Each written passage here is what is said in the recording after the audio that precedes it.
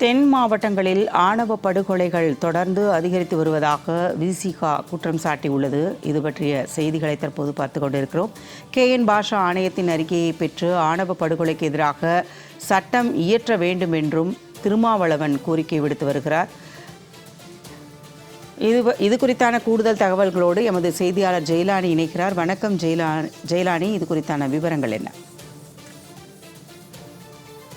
தொடரும் ஆணவ படுகொலைக்கு எதிராக கண்டனம் தெரிவிக்கும் விதமாக விடுதலை சிறுத்தைகள் கட்சியின் சார்பில் ஒரு கண்டன அறிக்கை என்பது கொடுக்கப்பட்டிருக்கிறது. இந்த அறிக்கையில அவர்கள் சுட்டிக்காட்டியிருப்பது, நீதிபதி KN பாஷா தலைமையில அமைக்கப்பட்ட அந்த ஆணையத்தின் அறிக்கை தமிழக அரசு பெற்று ஆணவ கொலைக்கென தனி சட்டத்தை விரைவாக இயற்றிட வேண்டும் என்பதே இந்த அறிக்கையின் சாராம்சமாக இருந்து வருகிறது. குறிப்பாக விடுதலை சிறுத்தைகள் கட்சியின் தலைவர் தொல் திருமாவளவன் வெளியிட்டிருக்கக்கூடிய இந்த அறிக்கையில திருநெல்வேலி மாவட்டம் சுத்தமல்லி கிராமத்தைச் சேர்ந்த ராமலட்சுமி என்பவர் தலித் சமூகத்தை சார்ந்த இளைஞரை காதலித்ததால் அவரை அவரது தம்பி முத்துகிருஷ்ணன் அறிவாளால் வெட்டி படுகொலை செய்திருக்கிறார். அதனையொட்டி கொலையாளி முத்துகிருஷ்ணனை காவல்துறையினர் உடனடியாக கைது செய்திருக்கிறார்.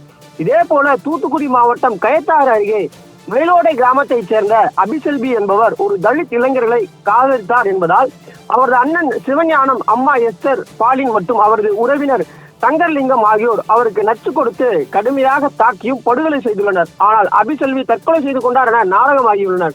பின்னர் விசாரணையில் இது தற்கொலை அல்ல, கொலை என உடற்கூறாய்வு அறிக்கை அம்பலப்படுத்தியுள்ளது. அதன் அடிப்படையில அவர் தாயார் எஸ்தர் மற்றும் சிவஞானம் காவல்துறையினரால் கைது செய்யப்பட்டிருக்கின்றனர். காவல்துறையின் விரைவான நடவடிக்கை என்பது ஆறுதல் அளிக்கிறது. ஆனால் தமிழ்நாட்டில் குறிப்பாக தென் மாவட்டங்களில் தொடர்ந்து ஆணவ படுகொலைக்கு எதிராக ஆணவ படுகொலை என்பது அதிகரித்து வருவதாக அவர் சுட்டிக்காட்டியிருக்கிறார். இத்தகைய சாதிய ஆணவ படுகொலை தடுப்பதற்கு ஏதுவாக ஒரு சட்டம் இயற்ற வேண்டும் என்பது விடுதலை சிறுத்தைகள் கட்சியுடைய நீண்ட நாள் கோரிக்கையாக இருப்பதாக அவர் தெரிவித்திருக்கிறார்.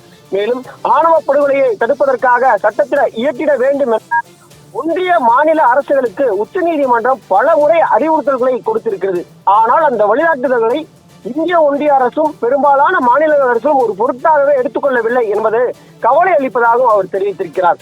மேலும் இந்தியாவிலேயே முதல் முறையாக 2019ஆம் ஆண்டு ராஜஸ்தான் அரசு ஆணவ கொலைக்கு எதிராக ஒரு சட்டத்தை இயற்றியது. அதற்கு அடுத்து கர்நாடக அரசு கடந்த ஏப்ரல் மாதத்துல ஆணவ கொலைக்கு எதிராக ஒரு சட்டத்தை நிறைவேற்றியிருக்கிறது.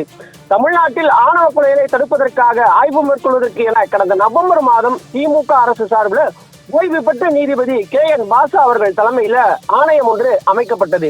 அந்த ஆணையத்தின் அறிக்கை இன்னும் அரசிடம் சமர்ப்பிக்கப்படவில்லை என்றாலும் கூட கடந்த ஆண்டு நெல்லையில் முன்பெரியாளர் கவின் படுகொலை செய்யப்பட்டதை தொடர்ந்து அதற்கென ஒரு சட்டத்தை இயற்றிட வேண்டும் என தாவேகா சார்பில் உச்ச நீதிமன்றத்தில் மனு தாக்கல் செய்யப்பட்டது என்பது குறிப்பிடத்தக்கது. இதனை இந்த நேரத்தில் நினைவு கூறுவதாகவும் அவர் சுட்டிக்காட்டியிருக்கிறார். இந்நிலையில தற்போது தாவேகா அரசு KN பாஷா ஆணையத்தின் பரிந்துரைகளை பெற்று ஆணவ படுகொலையை தடுப்பதற்கான தனி சட்டத்தை இயற்றிட வேண்டும், அவை உடனடியாக இயற்ற வேண்டும் என்பதாக அவர் வலியுறுத்தியிருக்கிறார்.